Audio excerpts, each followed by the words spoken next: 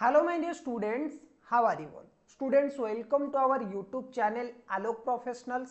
Students, हम BCom के बच्चों के लिए एक बहुत ही important core paper income tax के रिवीजन कर रहे थे और इनकम टैक्स में हम लोग रिवाइज कर रहे थे इनकम फ्रॉम सैलरी। ये जो बहुत इंपॉर्टेंट चैप्टर है आपके एग्जाम के लिए, इसे हम लोग रिवाइज कर रहे थे। इनकम फ्रॉम सैलरी में अभी तक हम लोगों ने कहाँ तक सा रिवाइज किया है? हमने स्टार्टिंग से लेके व्हाट इज सैलरी, सैलरी क्या होता है, सैलरी के डिफरेंट कंपोनेंट्स, रिटायरमेंट बेनिफिट, ये सब डिस्कस करने के बाद हम लोगों ने डिस्कस किया था अलाउंसेस के बारे में, जो कि मॉनिटरी बेनिफिट्स होते हैं। आज की जो क्लासेस है ना, आज की क्लासेस में हम लोग बात करेंगे पर्क्विजाइट्स के बारे में। ठीक है, पर्क्विजाइट्स क्या होते हैं, उनकी टैक्सेशन क्या होता है, और सैलरी में जितने भी आपकी थियोरिटिकल कॉन्सेप्ट है वो आज हम लोग खत्म कर लेंगे। स्टूडेंट्स, अगर आप चैनल को पहली बार विजिट कर रहे हो तो इस चैनल पे हम लोग बीकॉम के बच्चों के लिए रेगुलरली बहुत ही हाई क्वालिटी कंटेंट अपलोड करते रहते हैं। तो अगर आपने चैनल को पहली बार विजिट किया है तो सब्सक्राइब कर लीजिए, साथ में बेल आइकन हिट कर लीजिए ताकि आपको हमेशा सारे के सारे इंपॉर्टेंट जो अपडेट्स है वो मिलता रहे। ठीक है, चलो तो स्टार्ट करते हैं हम लोग सबसे पहले पर्क्विजाइट्स से। सर, पर्क्विजाइट्स का मतलब क्या होता है? देखो, पर्क्विजाइट्स की अगर मैं बात करूं स्टूडेंट्स, पर्क्विजाइट्स का मतलब होता है नॉन मॉनिटरी बेनिफिट्स। जब एम्प्लॉयर एम्प्लॉय के लिए कुछ क्या करता है ना, बेनिफिट्स वगैरह प्रोवाइड करता है जो कि नॉन मॉनिटरी नेचर के होते हैं, जो कि कैश में नहीं होते लेकिन बेनिफिट्स होते, उसे हम बोलते हैं पर्क्विजाइट्स। ओके, सो पर्क्विजाइट्स बेसिकली क्या होते हैं? Non monetary benefits. देखो, पर्क्विजाइट means any casual emolument or benefit to an office or position in addition to salary or wages which is upheld by an employee. In other words, perquisites are non-monetary benefits in addition to normal salary. Sir, salary को अगर छोड़ देना, salary के अलावा अगर आपको कुछ मिल रहा है, सर कुछ मिल रहा है मतलब आपको कार की बेनिफिट मिल सकता है, आपको घर मिल सकता है, आपको मेडिकल इंश्योरेंस मिल सकता है, आपको हॉस्पिटल की बेनिफिट मिल सकता है, आपके बच्चों को स्कूल की बेनिफिट मिल सकता है, आपको फ्री फूड मिल सकता है। ठीक है, कुछ भी अगर आपको एम्प्लॉयर से मिलता है अदर देन मॉनिटरी बेनिफिट्स तो उसे हम बोलेंगे पर्क्विजाइट्स। ठीक है, सो पर्क्विजाइट्स को हम लोग क्या करेंगे, बेसिकली स्टूडेंट्स 3 टाइप में डिवाइड कर लेंगे। नंबर 1, एग्जेम्प्टेड पर्क्विजाइट्स, यानी कि जो आपको मिलेगा तो वो पूरी तरह से एग्जेम्प्टेड है, उसके ऊपर कोई भी टैक्सेशन नहीं होगा। उसके बाद एक और पर्क्विजाइट्स है आपका टैक्सेबल फॉर स्पेसिफाइड एम्प्लॉय, यानी कि कुछ खास लोगों के लिए वो पर्क्विजाइट्स मिलता है और वो उन्हीं के हाथ में ही टैक्सेबल होगा। और उसके बाद एक टाइप के पर्क्विजाइट्स आएगा टैक्सेबल फॉर ऑल एम्प्लॉइज। तो ये सारे के सारे टाइप्स के पर्क्विजाइट्स को हम लोग डिस्कस करने वाले हैं। ठीक है सर, चलो ओके। तो सबसे पहले हम लोग बात करेंगे एग्जेम्प्टेड पर्क्विजाइट्स के बारे में कि सर कौन कौन से पर्क्विजाइट्स एक्चुअली में एग्जेम्प्टेड है इनकम टैक्स से। ठीक है, तो चलिए बात करते हैं एग्जेम्प्टेड पर्क्विजाइट्स में क्या क्या आपका आएगा। ठीक है, चलो सबसे पहले आपकी एग्जेम्प्टेड पर्क्विजाइट्स में आएगा टी एंड स्नैक्स, यानी कि अगर ऑफिस आवर में आपको टी और स्नैक्स वगैरह, बिस्किट वगैरह, टी वगैरह, कॉफी वगैरह कुछ मिलता है, then it's fully exempted from tax. So tea और सिमिलर नॉन अल्कोहलिक ब्रिवरेजेस, दारू वगैरह को छोड़ के, नॉन अल्कोहलिक ब्रिवरेजेस को छोड़ के अगर आपको कुछ मिला है ना, सो टी और स्नैक्स और similar non alcoholic beverages and snacks provided during the working hour. During the working hour अगर आपको tea, coffee, non alcoholic beverages वगैरह और कुछ मिला है, कोल्ड ड्रिंक्स वगैरह मिला है, आपको स्नैक्स वगैरह मिला है, तो वो आपकी एग्जेम्प्टेड पर्क्विजाइट में आ जाएगा। ठीक है, सेकंड आपका आता है food provided by the employer during working place. अगर एम्प्लॉयर आपको खाना प्रोवाइड करता है रिमोट एरिया की केस में, अगर आप कोई रिमोट एरिया, कोई ऑब्जर्व एरिया में काम करते हो और वहां पे एम्प्लॉयर आपको खाना प्रोवाइड करता है, तो उस केस में जो भी आपको फूड बेनिफिट मिला ना, that will fully exempted from tax. ठीक है, चलो उसके बाद आपका आता है recreational facilities provided to the extended group of employees. अगर कोई रिक्रिएशनल फैसिलिटी जैसे कि कोई स्पोर्ट्स एक्टिविटीज के लिए आपको प्रोवाइड किया जा रहा है, क्लबिंग फैसिलिटी वगैरह आपको प्रोवाइड किया जा रहा है, या फिर आपको कोई कोई गेमिंग जोन वगैरह के लिए अलाउ किया जा रहा है, मूवीज वगैरह के लिए अलाउ किया जा रहा है, थिएटर वगैरह है, तो अगर ऐसे कुछ बेनिफिट्स आपको दिया जा रहा है ना कोई ग्रुप ऑफ एम्प्लॉयज को, तो that amount will also exempted from tax. Okay, उसके बाद आपका आता है goods sold to employ at concessional rate. अगर एम्प्लॉय को कोई भी गुड्स कंसेशनल रेट पे बेचा गया, मतलब बेचा गया है ना एम्प्लॉय डिस्काउंट की तरह, that amount is also exempted from tax. Okay, so goods sold to employ at concessional rate, goods manufacture by the employer and sold by him यहाँ पे ओल्ड लिखा हुआ है, यहाँ पे एस होगा ना, sold by him to the employee at concessional rate।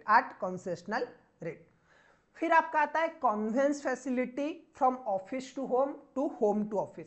अगर home to office and office to home के लिए आपको कन्वेंस फैसिलिटी मिला है, that amount is fully exempted from tax. अगर आपको एम्प्लॉयर ने कोई बस या फिर गाड़ी का मतलब बेनिफिट प्रोवाइड किया है कि आप ऑफिस टू होम जाएंगे, होम टू ऑफिस आएंगे, तो वो जो अमाउंट है ना, वो जो गाड़ी का खर्चा है या फिर वो जो गाड़ी का बेनिफिट है, वो पूरी तरह से एग्जेम्प्टेड हो जाएगा। अगर high court and supreme court के जजेस को, कोई भी कन्वेंस फैसिलिटी मिला है, that amount is also exempted from tax. Okay, उसके बाद आपका आता है amount spend on training of employees including boarding lodging expenses of such training. Amount spent on training of the employees including boarding and lodging expenses for such training is also exempted from tax। Services render outside India। अगर कोई भी परक्विजाइट किसी ऐसे person को provide किया गया है जो कि आउटसाइड इंडिया में गवर्नमेंट ऑफ इंडिया के लिए सर्विस प्रोवाइड करता है, देन वो परक्विजाइट जो भी है वो पूरी तरह से आपका एग्जेम्प्टेड हो जाएगा। अगर मैं सिंपली बोलूं, अगर आपने फॉरेन एम्बेसडर वगैरह के लिए कोई सर्विसेज वगैरह दिया गया है ना, जो आईएफएस सर्विसेज करते हैं ना, इंडियन फॉरेन सर्विस, जो लोग भी इंडियन फॉरेन सर्विस में एंगेज है, उन्हें अगर कोई भी परक्विजाइट्स मिला है, that amount is fully exempted from tax. सही है सर? चलो, उसके बाद आपका आता है लोन फैसिलिटी। अगर लोन फैसिलिटी एम्प्लॉयर ने आपको प्रोवाइड किया है तो वो भी पूरी तरह से एग्जेम्प्टेड है। बेसिकली अगर एम्प्लॉयर आपको इंटरेस्ट फ्री लोन दे रहा है या फिर कंसेशनल रेट पे आपको लोन दे रहा है, तो वो जो अमाउंट है वो पूरी तरह से एग्जेम्प्टेड हो जाएगा अगर ये दो कंडीशन फुलफिल होता है। Number 1, loan amount does not exceeds 20,000, यानी कि लोन 20,000 से नीचे होना चाहिए तभी वो एग्जेम्प्टेड है। या फिर आप ऐसा भी मान सकते हैं कि अगर लोन आपको मिला है कोई स्पेसिफाइड डिजीज के ट्रीटमेंट के लिए, तो भी उसका इंटरेस्ट जो है वो पूरी तरह से एग्जेम्प्टेड है। अगर लोन 20,000 या फिर उससे नीचे है तो वो पूरी तरह से एग्जेम्प्टेड है, मतलब उसकी जो इंटरेस्ट है वो पूरी तरह से एग्जेम्प्टेड है। और साथ में अगर मेडिकल ट्रीटमेंट के लिए, कोई स्पेसिफाइड डिजीज के ट्रीटमेंट के लिए अगर आपने लोन लिया है, that amount is also exempted from tax. सही है सर? चलो, अगर मेडिकल फैसिलिटी प्रोवाइड किया गया ऑफिस आवर में, ड्यूरिंग द ऑफिस आवर, अगर एम्प्लॉयर ने कुछ मेडिकल सर्विसेज प्रोवाइड किया है, medical facility, first aid treatment हो गया, कोई अदर ट्रीटमेंट हो गया, अगर एम्प्लॉय को प्रोवाइड किया है तो वो अमाउंट भी आपका पूरी तरह से एग्जेम्प्टेड है। ठीक है सर? चलो, periodicals and journals required for discharge of the work. कोई अगर पीरियडिकल, जर्नल्स, मैगजीन वगैरह आपको प्रोवाइड किया गया है काम में मदद करने के लिए, that amount is also exempted from the tax. मतलब ऑफिस में अगर आपको प्रोवाइड किया है तो पूरी तरह से वो एग्जेम्प्टेड है। ठीक है? Telephone, mobile phone expenses of the telephone, mobile phone actually incurred on behalf of the employee by the employer by the way of direct payment or reimbursement। अगर टेलीफोन, मोबाइल फोन की recharge वगैरह किया गया है by employer, और employer ने खुद recharge किया है या फिर आपने रिचार्ज किया है, आपको एम्प्लॉयर ने उसे रीएम्बर्स किया, मतलब वो रिटर्न किया है आपको, उसकी पैसा आपको उसने पेमेंट किया है, तो वो जो टेलीफोन या फिर मोबाइल फोन की जो चार्जेस वगैरह है वो भी पूरी तरह से एग्जेम्प्टेड है। ठीक है सर? चलो, कंप्यूटर और लैपटॉप की अगर मैं बात करूं, कंप्यूटर और लैपटॉप, अगर आपको फ्री में कंप्यूटर या फिर लैपटॉप प्रोवाइड किया गया है आइदर फॉर ऑफिशियल पर्पज और for personal use, then that amount is also exempted from the tax. Okay, अगर कोई मूवेबल एसेट एम्प्लॉयर ने प्रोवाइड किया है, एम्प्लॉय को प्रोवाइड किया है आफ्टर यूजिंग 10 ईयर और मोर, 10 साल के बाद अगर कोई एसेट एम्प्लॉयर ने एम्प्लॉय को प्रोवाइड किया है, मतलब फ्री में दे दिया है आफ्टर यूजिंग इट 10 ईयर्स, तो उस केस में भी वो अमाउंट जो है वो पूरी तरह से एग्जेम्प्टेड हो जाएगा, उस एसेट जो है ना वो पूरी तरह से एग्जेम्प्टेड हो जाएगा। So these are the exempted perquisites for an employee, जो एम्प्लॉयर से अगर मिलता है उसके ऊपर कोई भी टैक्स नहीं लगेगा। सही है सर? चलो उसके बाद हम लोग बात करते हैं टैक्सेबल परक्विजिट्स। ओके, अब टैक्सेबल परक्विजिट्स की अगर बात करेंगे, सबसे पहले नंबर 1 पे आपका क्या आ जाएगा sir? Insurance premium payable by the employer. अगर एम्प्लॉयर एम्प्लॉय के लाइफ के लिए इंश्योरेंस पे करता है ना, अगर एम्प्लॉयर एम्प्लॉय के लाइफ के लिए इंश्योरेंस पे करता है, then that amount is fully taxable in the hands of the employ.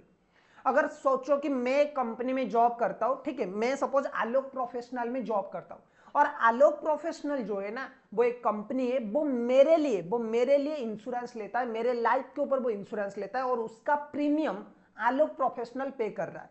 तो उस केस में क्या होगा, जितना प्रीमियम आलोक प्रोफेशनल पे कर रहा है वो अमाउंट क्या होगा, मेरे सैलरी में ऐड हो जाएगा, क्योंकि ये एक टैक्सेबल परक्विजिट है। ठीक है, लेकिन सर यहां पे मुझे एक डिडक्शन मिलेगा अंडर सेक्शन 80C, पुराने एक्ट के अंदर अंडर सेक्शन 80C मुझे एक डिडक्शन मिलेगा अप टू कितना sir? Up to 1.5 lakh, 1.5 lakh तक मुझे एक एग्जेम्पशन मिलेगा। सही है सर? चलो उसके बाद हम लोग चलते हैं सर सबसे इंपॉर्टेंट परक्विजिट की तरफ, जो है आपका रेंट फ्री अकोमोडेशन, जिसे शॉर्ट में हम लोग बोलते हैं RFA। यानी कि अगर आपको फ्री में घर मिला है, अगर आपको फ्री में एम्प्लॉयर ने घर प्रोवाइड किया है, तो उसका टैक्सेशन कैसे होगा? सबसे पहले हम लोग बात करेंगे गवर्नमेंट एम्प्लॉय का, उसके बाद हम लोग बात करेंगे प्राइवेट एम्प्लॉय का। गवर्नमेंट एम्प्लॉय की बात करें तो गवर्नमेंट एम्प्लॉय को दो तरह की घर मिल सकता है, गवर्नमेंट एम्प्लॉय को दो तरह की घर मिल सकता है, एक है अनफर्निश्ड अकोमोडेशन और एक है furnished accommodation. Sir unfurnished accommodation का मतलब क्या है? देखो, अनफर्निश्ड अकोमोडेशन का मतलब है सिर्फ घर मिला है, एंड फर्निश्ड अकोमोडेशन का मतलब है कि भाई घर के साथ साथ आपको फर्नीचर भी मिला है। तो ठीक है, unfurnished accommodation and furnished accommodation. Unfurnished accommodation की अगर मैं बात करूं तो अनफर्निश्ड अकोमोडेशन का वैल्यूएशन कैसे होगा सर? बहुत ही सिंपल है। देखो, अनफर्निश्ड अकोमोडेशन के लिए अपनी हर एक घर के लिए गवर्नमेंट ने एक लाइसेंस वैल्यू डिसाइड किया है। अपने हर एक घर के लिए गवर्नमेंट ने क्या किया है, अपने हर एक अकोमोडेशन के लिए गवर्नमेंट ने एक लाइसेंस फी डिसाइड किया है। लाइसेंस फी को आप ऐसे मान सकते हो कि ये रेंट है, एनुअल रेंट जो होता है ना, उसी टाइप का समझ सकते हो। तो आपका यहाँ पे टैक्सेबल कैसे होगा sir? Value of the perquisite, देखो बहुत ही सिंपल है। वैल्यू ऑफ द अकोमोडेशन कैसे होगा? आपको लेना है लाइसेंस फी, लाइसेंस फी से आपको लेस करना है एनी अमाउंट रिकवर, लाइसेंस फी से आपको माइनस क्या करना है? Any amount recover. बहुत ही सिंपल है। आपको वैल्यू ऑफ द अकोमोडेशन कैसे निकालना पड़ेगा? सबसे पहले ले लो लाइसेंस फी, जो कि आपको क्वेश्चन में दिया होगा स्टूडेंट लाइफ में, और गवर्नमेंट नॉर्मली ये वैल्यू डिस्क्लोज कर लेता है। ठीक है, गवर्नमेंट को ये वैल्यू पता होता है। तो लाइसेंस फी ले लिया, इसमें से माइनस करेंगे कि भाई अगर हमने एम्प्लॉय से कोई पैसा रिकवर किया है, मान लीजिए कि घर का लाइसेंस वैल्यू है 5 लाख का, पूरे साल भर का जो उसका रेंट है वो है 5 लाख का, गवर्नमेंट ने डिसाइड किया है 5 लाख की उसकी लाइसेंस वैल्यू है, उसमें से हमने एम्प्लॉय से 10,000 सिर्फ रिकवर किया है, या फिर हमने हर महीने 1,000 रुपए, यानी कि एक साल में 12,000 हमने रिकवर किया है। तो जितना गवर्नमेंट का वो लाइसेंस वैल्यू है, वो लाइसेंस वैल्यू ले लो, उसमें से माइनस कर लो एनी अमाउंट रिकवर, जो रिमेनिंग अमाउंट आ जाएगा that will be fully taxable under the head salary, that will be fully taxable under the head salary. ठीक है, तो अनफर्निश्ड अकोमोडेशन का सर वैल्यूएशन कैसे होगा? बहुत ही सिंपल है, लाइसेंस फी माइनस अमाउंट रिकवर जितना हो गया आ जाएगा आपका वैल्यू ऑफ द परक्विजिट। ठीक है, अब बात करते हैं फॉर्निश्ड अकोमोडेशन की। सर फॉर्निश्ड अकोमोडेशन की केस में सर क्या होगा? बहुत ही सिंपल है, आपने अनफॉर्निश्ड का वैल्यू मतलब कैसे आएगा? ठीक है, 1 मिनट। सो फॉर्निश्ड अकोमोडेशन का वैल्यू निकालना बहुत ही आसान है, क्योंकि अनफॉर्निश्ड अकोमोडेशन आपका जैसा है स्टूडेंट, आपको क्या करना है, अनफॉर्निश्ड अकोमोडेशन की वैल्यू में बस फर्नीचर का वैल्यू ऐड कर लेना है। अनफॉर्निश्ड अकोमोडेशन की वैल्यू में अगर आप फॉर्निश्ड मतलब फर्नीचर का वैल्यू ऐड कर लोगे, जैसे हमने यहाँ पे अनफॉर्निश्ड का वैल्यू निकाला ना, जैसे हमने यहाँ पे वैल्यू निकाला, सिमिलरली आपको क्या करना है, इसी वैल्यू में अगर आप फर्नीचर का कॉस्ट ऐड कर लोगे तो आपका आ जाएगा फॉर्निश्ड अकोमोडेशन का कॉस्ट। तो सर वैल्यू कैसे ऐड करेंगे? बहुत ही सिंपल है। देखो, फर्नीचर के केस में दो चीजें, furniture owned by the employer और furniture hired by the employer. Sir ऐसा भी हो सकता है कि घर एम्प्लॉयर ने प्रोवाइड किया, यानी कि गवर्नमेंट ने प्रोवाइड किया, लेकिन फर्नीचर भाड़े पे लाके दे रहा है, या फिर फर्नीचर खुद का है, गवर्नमेंट ने खुद फर्नीचर खरीदा है फिर एम्प्लॉय को दिया है। अगर फर्नीचर गवर्नमेंट ने खरीदा है तो आपको क्या करना है, परक्विजिट वैल्यू यानी कि आपको क्या करना पड़ेगा, अनफर्निश्ड अकोमोडेशन का वैल्यू लेना पड़ेगा, अनफर्निश्ड का वैल्यू लेना पड़ेगा, अनफर्निश्ड अकोमोडेशन, अनफर्निश्ड अकोमोडेशन का वैल्यू आपको लेना पड़ेगा, अनफर्निश्ड अकोमोडेशन का वैल्यू, एक मिनट, आपको क्या करना पड़ेगा, अनफर्निश्ड अकोमोडेशन का वैल्यू ले लीजिए, उसमें ऐड कर लीजिए 10% of the cost of the furniture, furniture का जो भी कॉस्ट था ना उसका 10% ऐड कर लीजिए आज डिप्रिसिएशन, तो आपका आ जाएगा फर्निश्ड अकोमोडेशन का वैल्यू। लेकिन सर अगर फर्नीचर गवर्नमेंट ने भाड़े पे लाके आपको दिया है तो वो क्या आपको उस केस में क्या करना है, परक्विजाइट वैल्यू आपको लेना है, अनफर्निश्ड अकोमोडेशन का वैल्यू, उसमें आप क्या करेंगे, ऐड कर लेंगे rent paid for the furniture, furniture के लिए जितना आपने रेंट पेड किया है वो ऐड कर लीजिए, ठीक है सर, चलो डन। उसके बाद सर हम लोग बात करेंगे प्राइवेट एम्प्लॉय का केस। प्राइवेट एम्प्लॉय के केस में सर क्या है, देखो प्राइवेट एम्प्लॉय के केस में दो चीजें हैं, वहां पे भी आपका अनफर्निश्ड अकोमोडेशन है और आपका फर्निश्ड अकोमोडेशन है, अनफर्निश्ड अकोमोडेशन और फर्निश्ड अकोमोडेशन है प्राइवेट एम्प्लॉय के केस में। पहले हम लोग सर बात करेंगे अनफर्निश्ड अकोमोडेशन का, बहुत ही सिंपल है, देखो अनफर्निश्ड अकोमोडेशन में भी दो चीजें, या तो घर एम्प्लॉयर का खुद का है, मतलब एम्प्लॉयर ने खुद घर बनाया है और वो एम्प्लॉय को उसने प्रोवाइड किया है, या फिर ऐसा भी हो सकता है कि एम्प्लॉयर ने क्या किया है, घर किसी और से भाड़े पे लाके आपको दिया है, एम्प्लॉय ने या तो घर लीज पे लेके एम्प्लॉय को प्रोवाइड किया है, या तो एम्प्लॉयर का घर वो खुद का है। अगर एम्प्लॉयर ने लीज पे लेके घर प्रोवाइड किया तो उस केस में क्या होगा सर, देखो बहुत ही सिंपल है, अगर accommodation taken on leased bye the employer, accommodation taken on leased bye the employer, तो उस केस में क्या होगा, actual amount of lease rent paid by the employer, जितना एम्प्लॉयर ने रेंट पे किया है और 10% ऑफ द सैलरी, इन दोनों में से व्हिचएवर इज लोअर वो आपका हो जाएगा परक्विजाइट वैल्यू। इसमें से फिर आपको माइनस करना है एनी अमाउंट रिकवर। क्या मैंने बोला, देखो बहुत ही सिंपल है, actual rent paid by the employer, जितना एम्प्लॉयर ने खुद रेंट पे किया है, actual amount of lease rent paid by the employer, और 10% of the salary, actual amount of the lease rent paid by the employer और 10% of the salary whichever is lower. इसमें से आपको माइनस करना है एनी अमाउंट रिकवर, इसमें से आपको माइनस करना है एनी अमाउंट रिकवर, ठीक है। चलो सिमिलरली अगर फॉर्निश्ड अकोमोडेशन मतलब अकोमोडेशन ओन्ड बाय एम्प्लॉयर की अगर मैं बात करूं तो यहां पे आपको थोड़ा सा ये देख करना मतलब ये चेक करना पड़ेगा कि भाई अकोमोडेशन किस सिटी में, अकोमोडेशन कौन सी सिटी में अवेलेबल है।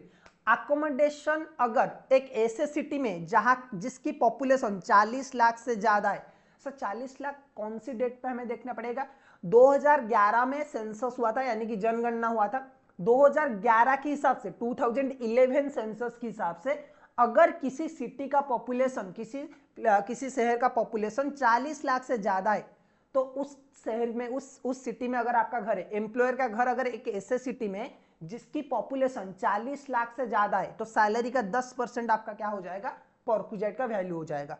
अगर सर पॉपुलेशन 40 लाख से कम है लेकिन 15 लाख से ज्यादा है, मोर देन 15 लाख है but less than equal to 40 lakh है, तो उस केस में 7.5% ऑफ द सैलरी आपको लेना पड़ेगा। अगर सर आपका पॉपुलेशन 15 लाख या फिर 15 लाख से कम है तो आपको 5% ऑफ द सैलरी लेना पड़ेगा। जितना भी एम्प्लॉय का सैलरी है उसका 5% या फिर उसका 7.5% या फिर उसका 10% लेना पड़ेगा, डिपेंडिंग घर कौन सी सिटी में है, ठीक है सर। चलो इसमें से आपको माइनस करना है एनी अमाउंट रिकवर, अगर एम्प्लॉय से कोई पैसा हमने रिकवर किया है, कोई पैसा चार्ज किया है घर के लिए तो वो आपको माइनस करना पड़ेगा, ठीक है सर। चलो अगर सर फॉर्निश्ड अकोमोडेशन आया तो उस केस में हम लोग क्या करेंगे, देखो फॉर्निश्ड अकोमोडेशन के केस में मैंने आपको बोला है कि बहुत ही सिंपल है। फॉर्निश्ड अकोमोडेशन के केस में क्या होगा, फर्नीचर ओन्ड बाय एम्प्लॉयर, जो गवर्नमेंट एम्प्लॉय के केस में था वही होगा। फर्नीचर ओन्ड बाय एम्प्लॉयर है तो परक्विजाइट वैल्यू ले लीजिए, जो अनफर्निश्ड का था बिल्कुल सेम। अनफर्निश्ड का परक्विजाइट वैल्यू आप जैसे कैलकुलेट करते थे ना वैसे ही वैल्यू लेना है, plus 10% of the cost of the furniture. And उसके साथ साथ आपको क्या करना पड़ेगा, अगर फर्नीचर हायर्ड बाय एम्प्लॉयर है तो यहां पे भी आपको वही करना पड़ेगा, अनफर्निश्ड अकोमोडेशन का वैल्यू ले लीजिए plus rent paid for the furniture, ठीक है। उसके बाद से चलते, अगर होटल फैसिलिटी आपको प्रोवाइड किया गया है, अगर होटल फैसिलिटी आपको प्रोवाइड किया गया है, देखो होटल फैसिलिटी अगर आपको प्रोवाइड किया गया तो आपको करना क्या है, बहुत ही सिंपल है। होटल फैसिलिटी के केस में क्या होगा, अगर होटल आपको ऑफिशियल असाइनमेंट के लिए दिया गया है, यानी कि आपको कोई काम के लिए भेजा गया है और उस टाइम पे आपको होटल की अकोमोडेशन के लिए पैसा दिया गया है या फिर होटल अकोमोडेशन प्रोवाइड किया गया है, तो वो तो नॉट टैक्सेबल है। अच्छा, मतलब ऑफिशियल असाइनमेंट मतलब सपोज मैं भुवनेश्वर में स्टे करता हूँ, मैं भुवनेश्वर में जॉब करता हूँ, मुझे बैंगलोर भेजा गया किसी ऑफिशियल पर्पज में, तो उस टाइम पे क्या होगा, अगर मुझे होटल वगैरह प्रोवाइड किया गया है तो वो नॉट टैक्सेबल है, जो भी उसका चार्जेस आता है वो कंपनी बियर करेगा, ठीक है, वो ऑफिशियल पर्पज के लिए। लेकिन अगर मुझे रेसिडेंशियल पर्पज के लिए, सपोज मेरा ज्वाइनिंग हुआ, मुझे कंपनी घर प्रोवाइड नहीं कर रहा है, मेरा ज्वाइनिंग हो गया, मुझे कंपनी घर प्रोवाइड नहीं कर पा रहा है, उसके पास घर अवेलेबल नहीं है, तो उन्होंने बोला कि भाई आप काम करो, आप कुछ दिनों के लिए होटल में रुक जाओ, ठीक है। तो अगर होटल फैसिलिटी मुझे प्रोवाइड किया गया है तो उस केस में क्या होगा, अप टू 15 डेज, अगर होटल फैसिलिटी 15 दिन के लिए प्रोवाइड किया गया है तो नॉट टैक्सेबल। अगर hotel facility after 15 days provide किया गया है तो क्या करना पड़ेगा, पूरा का पूरा टैक्सेबल हो जाएगा। Up to 15 days not taxable, after 15 days fully taxable हो जाएगा। तो सर कितना टैक्सेबल होगा, परक्विजिट वैल्यू कैसे कैलकुलेट किया जाएगा, 24% ऑफ द सैलरी और rent paid by the employer whichever is lower, 24% of the salary और rent paid by the employer whichever is lower, okay. इसमें से आपको माइनस करना पड़ेगा any amount recover from the employee, उसमें से आपको माइनस करना पड़ेगा अगर हमने एम्प्लॉय से कोई पैसा रिकवर किया है। सर सैलरी का मतलब यहाँ पे क्या है, देखो सैलरी का मतलब बहुत ही सिंपल है, salary equal to basic salary plus DA plus bonus plus commission plus fees plus all other taxable allowances. तो जितना भी आप लोगों का कैलकुलेशन है वो पूरा का पूरा सैलरी में आ जाएगा। Salary equal to basic salary plus DA plus commission plus bonus plus fees plus all other taxable allowances. सही है सर, चलो। अच्छा, उसके बाद एक पॉइंट आता है कि सर क्या हमें ये परक्विजिट का वैल्यू बार बार कैलकुलेशन करना पड़ेगा, आंसर इज नो। एक बार आपने परक्विजिट का वैल्यू एक साल में कैलकुलेशन कर लिया, उसके बाद आपको क्या करना है, ये फॉर्मूला यूज करना है।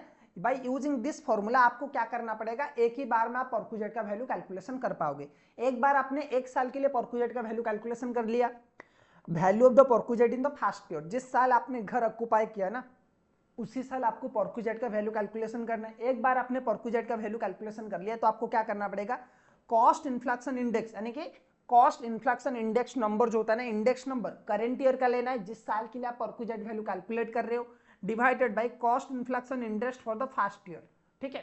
तो आपको क्या करना पड़ेगा, ये जो कॉस्ट इन्फ्लेक्शन इंडेक्स है ये कैपिटल गेन की कैलकुलेशन में दिया रहता है, ठीक है। क्वेश्चन में नॉर्मली आपको प्रोवाइड किया गया होगा, आपको लेना है value of the perquisite in the first year, first year में आपको परक्विजिट का वैल्यू जितना है आपने कैलकुलेशन किया है वो ले लेना है, मल्टीप्लाई करना है cost inflection index for the current year divided by cost inflection index for the first year, ठीक है सर, चलो। उसके बाद सर हम लोग बात करते हैं value of the equity share, okay. अगर आपको इक्विटी शेयर और ईसॉप मिला है ना, अगर आपको ईसॉप मिला है कंपनी से या फिर इक्विटी शेयर मिला है तो उसकी वैल्यूएशन सर कैसे होगा, बहुत ही सिंपल है, आपको लेना है fair market value of the asset, आपको लेना है fair market value of the specified security और short equity share as the case में be on the date on which the option is exercise by the assessee, okay.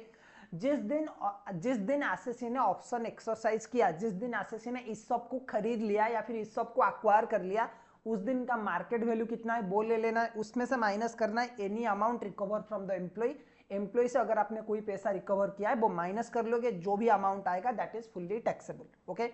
चलो, उसके बाद आपका एक परक्विजिट आता है जो आता है डोमेस्टिक सर्वेंट, ये देख लीजिए डोमेस्टिक सर्वेंट। डोमेस्टिक सर्वेंट के केस में सर क्या है, देखो डोमेस्टिक सर्वेंट के केस में सबसे इंपॉर्टेंट पॉइंट है कि भाई उसका अपॉइंटमेंट किसने किया है। अगर डोमेस्टिक सर्वेंट की अपॉइंटमेंट एम्प्लॉयर ने किया है तो वो सिर्फ और सिर्फ स्पेसिफाइड एम्प्लॉय के हाथ में टैक्सेबल होगा।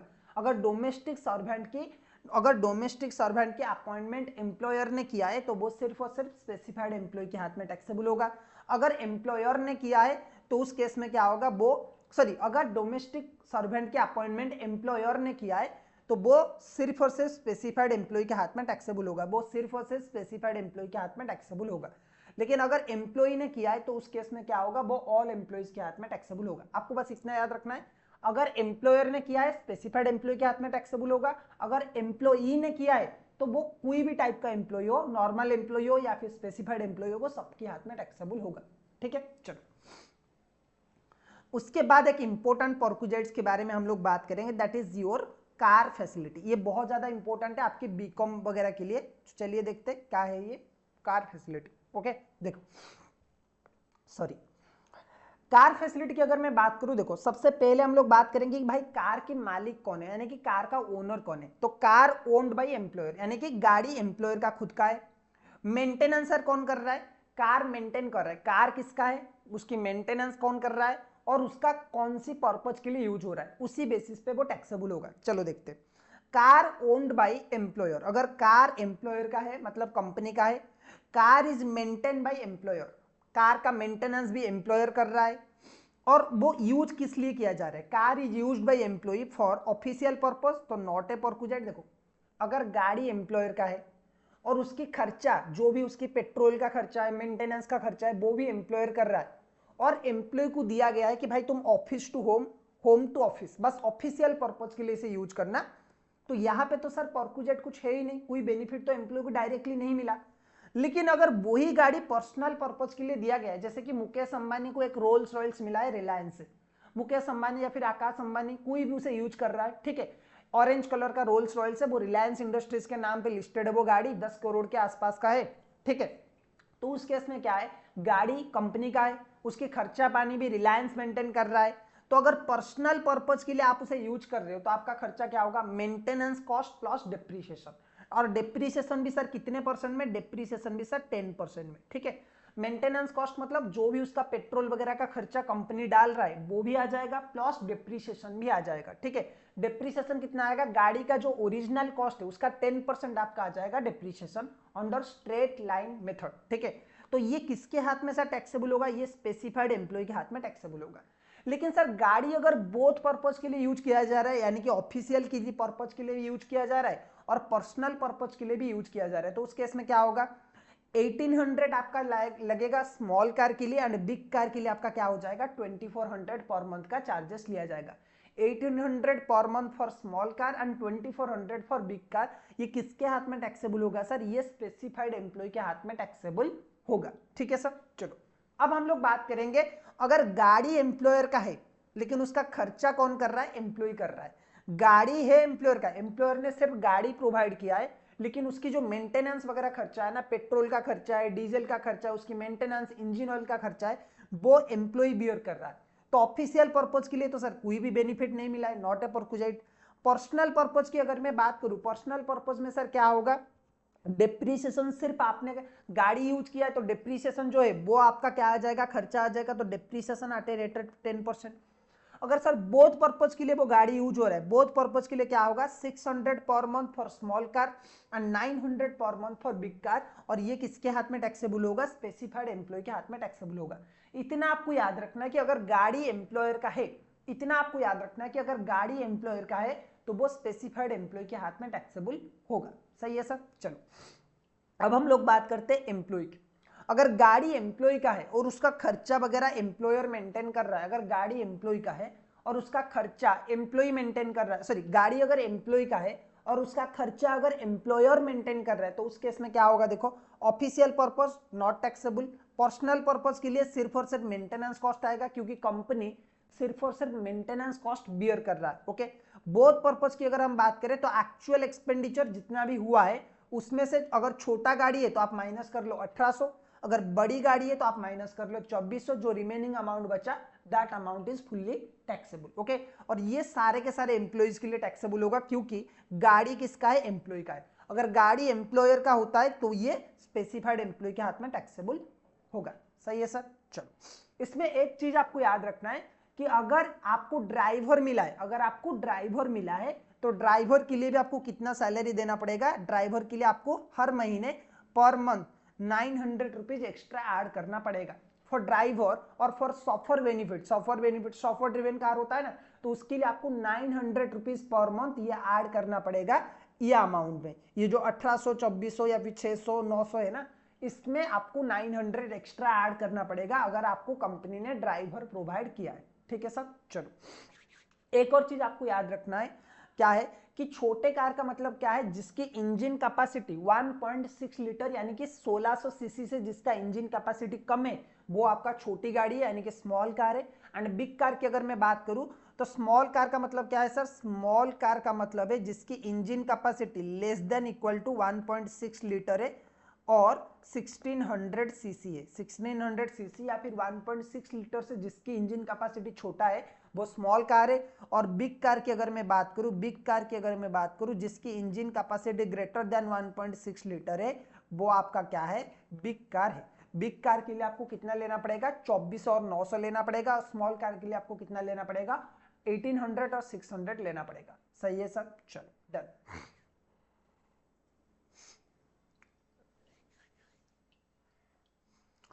उसके बाद एक और परक्यूजाइट की हम लोग बात करते हैं, वो है perquisite in respect of other than motor car. Okay, vehicles other than motor car. Motor car को छोड़ के अगर आपको कोई गाड़ी वगैरह मिला है, स्कूटर मिल सकता है, मतलब स्कूटी मिल सकता है, आपको बाइक मिल सकता है, अगर ऐसा कुछ मिला है तो उस केस में क्या होगा, देखो गाड़ी अगर एम्प्लॉयर का है, खर्चा अगर एम्प्लॉयर कर रहा है, यानी कि दोनों चीजें एम्प्लॉयर कर रहा है, गाड़ी भी एम्प्लॉयर का है, खर्चा भी एम्प्लॉयर कर रहा है, ऑफिशियल पर्पज के लिए नील, पर्सनल पर्पज के लिए अभी हमने पढ़ा था maintenance cost plus 10% depreciation. Both purpose के लिए क्या होगा, reasonable proportion of maintenance cost plus 10% depreciation. अगर पता चला कि आपको कोई बाइक मिला है, आप 60% बिजनेस में यूज करते हो, 40% पर्सनल पर्पज के लिए यूज करते हो, तो जितना भी खर्चा आता है 60-40 रेशियो में वो डिवाइड हो जाएगा। और ये किसके लिए टैक्सेबल होगा, सिर्फ और सिर्फ स्पेसिफाइड टैक्सेबल के लिए, स्पेसिफाइड एम्प्लॉय के लिए टैक्सेबल होगा। ये सिर्फ और सिर्फ स्पेसिफाइड एम्प्लॉय के लिए टैक्सेबल होगा। ठीक है, अगर गाड़ी एम्प्लॉय का है लेकिन खर्चा एम्प्लॉयर कर रहा है, ऑफिशियल पर्पज के लिए नील, पर्सनल पर्पज के लिए maintenance cost, and both purpose की अगर मैं बात करूं, बोथ पर्पज में क्या होगा, actual expenditure incurred by the employee आज रिड्यूस बाय 900 पर मंथ। जितना आपका एक्चुअल खर्चा हो रहा है उसमें से आप माइनस कर लो 900 रुपीज पर मंथ, और ये ऑल एम्प्लॉय के लिए टैक्सेबल हो जाएगा। Normally other than motor car अगर कोई व्हीकल है जैसे कि कार, मतलब बाइक है, स्कूटी है, इसके लिए ड्राइवर नहीं मिलता है। ठीक है सर, चलो उसके बाद बात करेंगे gas, electricity and water facility. अगर ये कोई फैसिलिटी, अगर ये कोई बेनिफिट आपको एम्प्लॉयर प्रोवाइड करता है, गैस हो गया, इलेक्ट्रिसिटी हो गया, वाटर फैसिलिटी हो गया, तो आपको सबसे पहले चेक करना पड़ेगा कि भाई कनेक्शन किसका नाम पे। कनेक्शन अगर एम्प्लॉय के नाम पे तो ये ऑल एम्प्लॉयज के हाथ में टैक्सेबल होगा, लेकिन अगर कनेक्शन एम्प्लॉयर के नाम पे है तो ये स्पेसिफाइड एम्प्लॉय के हाथ में टैक्सेबल होगा। ठीक है सर, देखो बहुत ही सिंपल है, आपको हमेशा याद रखना पड़ेगा कि अगर कोई चीज एम्प्लॉयर ने अपने नाम पे लेके एम्प्लॉय को दिया है तो वो स्पेसिफाइड एम्प्लॉय यानी कि खास आदमी होगा, इसीलिए वो स्पेसिफाइड एम्प्लॉय के हाथ में टैक्सेबल होगा। अब रिलायंस ने अगर कुछ भी अपने नाम पे लेके मुकेश अंबानी को यूज करने के लिए दिया है तो मुकेश अंबानी को इसलिए दिया है कि मुकेश अंबानी स्पेसिफाइड एम्प्लॉय है, मुकेश अंबानी कंपनी का एमडी है। ठीक है, लेकिन हर एक एम्प्लॉय के लिए रिलायंस ऐसा नहीं करेगा कि अपने नाम पे कुछ खरीद के वो एम्प्लॉय को दे देगा। ठीक है, तो अगर एम्प्लॉय के नाम पे कुछ हुआ है ना तो वो नॉर्मल एम्प्लॉय के लिए है, यानी कि ऑल एम्प्लॉय के लिए टैक्सेबल है। अगर एम्प्लॉयर के नाम पे है तो वो स्पेसिफाइड एम्प्लॉय के लिए टैक्सेबल है। ठीक है, चलिए बात करते हैं, अगर फैसिलिटी एम्प्लॉय के नाम पे है तो वो क्या होगा, ऑल एम्प्लॉयज के हाथ में टैक्सेबल होगा। अगर फैसिलिटी एम्प्लॉयर के नाम पे तो वो स्पेसिफाइड एम्प्लॉयज के लिए टैक्सेबल होगा। लेकिन सर पॉइंट ये है कितना टैक्सेबल होगा, अगर वो फैसिलिटी एम्प्लॉयर खुद बनाता है, यानी कि वो खुद का प्रोडक्शन वगैरह वो खुद करता है ना, गैस हो गया, इलेक्ट्रिसिटी हो गया, वाटर फैसिलिटी हो गया, तो जितना मैन्युफैक्चरिंग कॉस्ट है उतना टैक्सेबल हो जाएगा। लेकिन अगर वही चीज वो किसी और से खरीद के एम्प्लॉय को देता है तो जितना ओरिजिनली प्राइस एम्प्लॉयर ने पे किया है उतना आपका क्या हो जाएगा, खर्चा के लिए हो जाएगा। ठीक है सर, चलो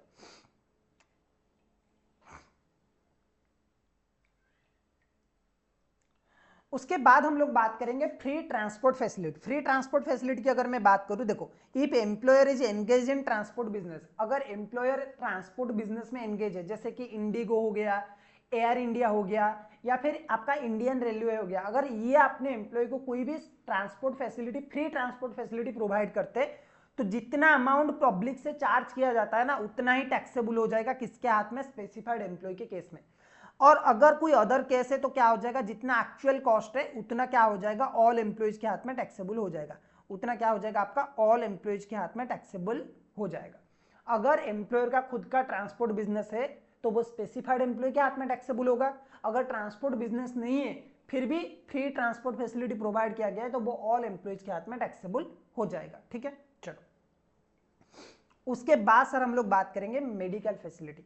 ये बहुत ज्यादा इंपॉर्टेंट है क्योंकि इसमें थोड़ा बहुत चेंजेस अभी आया है। ठीक है, चलो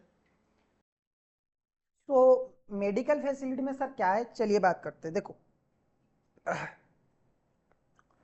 medical allowances and medical facility में क्या डिफरेंस है? सबसे पहला जो डिफरेंस है वो ये है सर कि मेडिकल फैसिलिटी में आपका ट्रीटमेंट होता है, ठीक है। मेडिकल अलाउंसेस एम्प्लॉयर आपको पे करता है, even if you are not hospitalise, आपको हर महीने या फिर हर साल कुछ अलाउंसेस पे किया जाता है, आप हॉस्पिटल में जाइए ना जाइए कुछ फर्क नहीं पड़ता। मेडिकल फैसिलिटी जो है ना वो एग्जेम्प्टेड हो सकता है कुछ मतलब to the some extent, but medical allowances जो है वो पूरी तरह से टैक्सेबल होता है। तो ये ध्यान रखना है, medical allowances is fully taxable, whereas medical allowances जो मेडिकल फैसिलिटी जो होता है ना वो बहुत हद तक एग्जेम्प्टेड होता है। मेडिकल फैसिलिटी जो है वो आपको दो जगहों पे मिल सकता है, एक तो इंडिया में मिल सकता है विद इन इंडिया, और एक हो सकता है कि आपको आउटसाइड इंडिया में जाके ट्रीटमेंट करना पड़ा है, मतलब करना पड़े कुछ स्पेसिफाइड डिजीज के लिए। तो अगर मेडिकल ट्रीटमेंट अगर आपकी इंडिया में हुआ है तो इन केसेस में वो एग्जेम्प्टेड है। Number 1, if treatment at government hospital or a hospital approved by government, exempted. अगर एम्प्लॉयर ने आपका ट्रीटमेंट किया है गवर्नमेंट हॉस्पिटल में या फिर किसी ऐसे हॉस्पिटल में जो गवर्नमेंट के द्वारा अप्रूव्ड है, तो उस केस में क्या होगा, वो पूरी तरह से एग्जेम्प्टेड है। उसके बाद क्या है, if treatment at notified hospital for prescribed disease like cancer, AIDS, TB, और टीबी, एड्स, कैंसर, इन सब के लिए आपका कोई ट्रीटमेंट हुआ है स्पेसिफाइड हॉस्पिटल में, जैसे टाटा कैंसर हॉस्पिटल है, तो वहां पे भी आपका क्या है, एग्जेम्पशन पूरी तरह से आपको मिल जाएगा, पूरी तरह से वो जो भी खर्चा हुआ है वो एग्जेम्प्टेड है, ठीक है। If treatment at employee's own hospital, ये भी पूरी तरह से एग्जेम्प्टेड है। Group medical insurance obtain by the employer for the employee, ये भी पूरी तरह से एग्जेम्प्टेड है। वैसे क्या होता है ग्रुप मेडिकल इंश्योरेंस, देखो बहुत ही सिंपल है। मान लीजिए कि टाटा की एक फैक्ट्री में 2000 लोग काम करते हैं, टाटा की एक फैक्ट्री में 2000 लोग काम करते हैं। अब ये जो 2000 लोग काम करते हैं टाटा की किसी फैक्ट्री में, उन्हें नहीं पता कि कौन सा एम्प्लॉय इनमें से परमानेंट है और कौन सा मतलब परमानेंट नहीं है। उनकी जो कैपेसिटी है वो 2000 एम्प्लॉयज की, कुछ एम्प्लॉय आते हैं कुछ एम्प्लॉय चले जाते हैं। या फिर आप बेस्ट एग्जांपल ले सकते हो जोमेटो का। जोमेटो में सपोज मान लीजिए कि 2 लाख या फिर 3 लाख डिलीवरी बॉयज काम करते हैं, जो डिलीवरी पार्टनर है उन लोगों का, ठीक है। अगर कल को किसी भी डिलीवरी पार्टनर का कोई एक्सीडेंट वगैरह हो जाता है, एग्जांपल ले रहा हूं मैं, किसी भी डिलीवरी पार्टनर का कोई एक्सीडेंट हो जाता है, कुछ भी हो जाता है, तो ब्लेम किसके ऊपर आएगा, जोमेटो के ऊपर आएगा। लेकिन उन्हें ये नहीं पता है कि भाई एक एम्प्लॉय जो आज डिलीवरी पार्टनर है वो कल उनका डिलीवरी पार्टनर रहेगा या फिर नहीं रहेगा, ठीक है। इसीलिए वो क्या करते हैं, वो जितने भी अपने डिलीवरी पार्टनर्स है ना, जितने भी नंबर है सबके लिए ले लेते हैं कि भाई हमारे डिलीवरी पार्टनर 2 लाख है, हम 2 लाख लोगों के लिए क्या कर रहे हैं, मेडिकल इंश्योरेंस ले रहे हैं, ठीक है। अब इसमें कोई भी एम्प्लॉय आ सकता है, जो भी जोमेटो का डिलीवरी पार्टनर है, तो वो भी पूरी तरह से एग्जेम्प्टेड है। अगर एम्प्लॉय ने मेडिकल इंश्योरेंस लिया है, उसका प्रीमियम भरा है, लेकिन बाद में एम्प्लॉयर ने उसे रीएम्बर्स किया है, तो वो अमाउंट भी क्या हो जाएगा, पूरी तरह से एग्जेम्प्टेड हो जाएगा।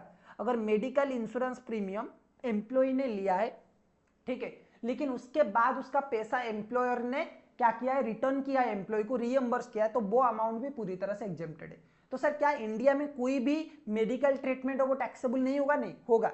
अगर आपने प्राइवेट क्लिनिक, प्राइवेट हॉस्पिटल, ठीक है, अगर आपने private clinic, private hospital, private nursing home या फिर आपका कोई स्पेशल प्राइवेट डॉक्टर मतलब फैमिली डॉक्टर से आपने ट्रीटमेंट किया है, तो उस केस में क्या हो जाएगा, वो अमाउंट पूरी तरह से टैक्सेबल हो जाएगा, ठीक है सर। चलो उसके बाद हम लोग बात करेंगे मेडिकल ट्रीटमेंट आउटसाइड इंडिया। अगर आउटसाइड इंडिया में आप ट्रीटमेंट करते हो तो क्या होगा सर, 3 टाइप के खर्चे हो सकते हैं आपके। Number 1 medical expenses, number 2 stay expenses, number 3 travel expenses. अगर मेडिकल एक्सपेंसेस आपका हुआ है तो जितना आरबीआई आपको अलाउ करेगा उतना ही आपका एग्जेम्पशन होगा, उसके ऊपर एग्जेम्पशन आपको नहीं मिलेगा। सर क्या है, कोई अगर ट्रीटमेंट करना चाहता है, क्या आरबीआई उसे अलाउ करेगा? देखो बहुत सारे लोगों की क्या होता है ना, इंडियन लोगों की दिमाग में बहुत सारे बुद्धि होता है, वो क्या करते हैं ना, कुछ फॉल्स मतलब बीमारी शो करके क्या करते हैं, पैसा इंडिया के बाहर ले जाते हैं और वहां पे खर्चा करते हैं। सपोज मान लीजिए कि कोई भी ऐसा मेडिकल डिजीज है जो इंडिया में 2 लाख में खर्चा हो सकता था, वो ऐसा शो करेंगे कि भाई बाहर जाके हमारा 50 लाख का खर्चा हुआ है या फिर 1 करोड़ का खर्चा हुआ है। तो उस केस में क्या है, आरबीआई को थोड़ा सा चेक करना पड़ता है कि भाई ब्लैक मनी या फिर इंडिया की फॉरेन करेंसी ये लोग गलत चीजों के लिए यूज कर रहे हैं, ठीक है।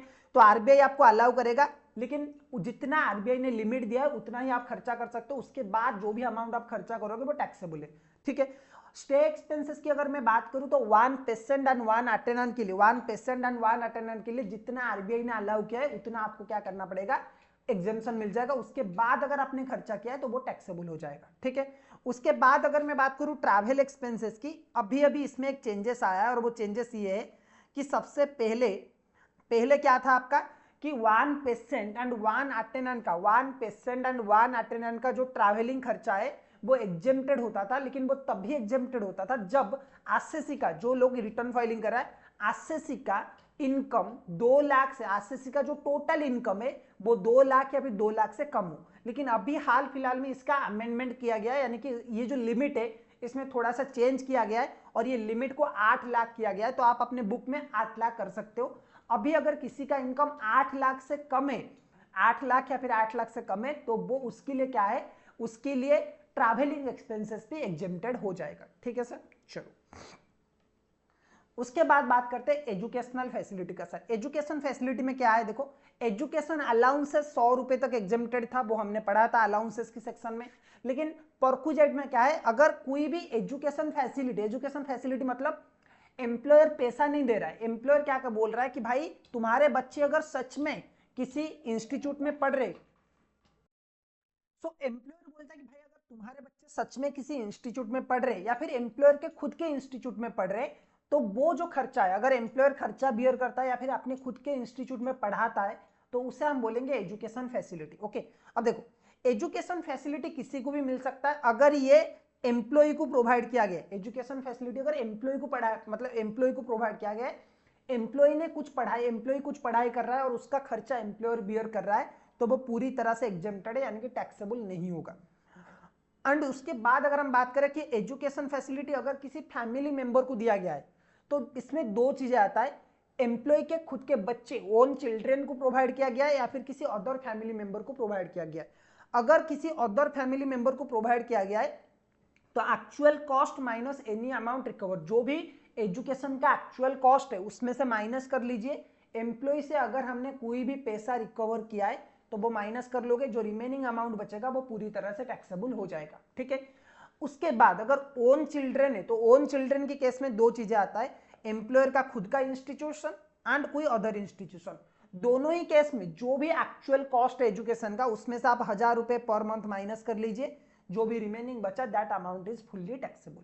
ठीक है सर, चलो अगर आपको गिफ्ट वाउचर वगैरह कुछ मिला है ना, तो गिफ्ट वाउचर की केस में बहुत ही सिंपल सा चीज है कि भाई अगर गिफ्ट वाउचर मिला है 5000 तक कोई टैक्सेबल नहीं होगा। अगर 5000 से आपने ज्यादा कोई गिफ्ट वाउचर रिसीव किया है, ठीक है, तो उस केस में क्या होगा, इन एक्सेस ऑफ 5000, मान लीजिए कि मैंने 7000 रिसीव किया है, तो 7000 से आप 5000 माइनस कर लो, जो रिमेनिंग बचेगा 2000 वो टैक्सेबल हो जाएगा।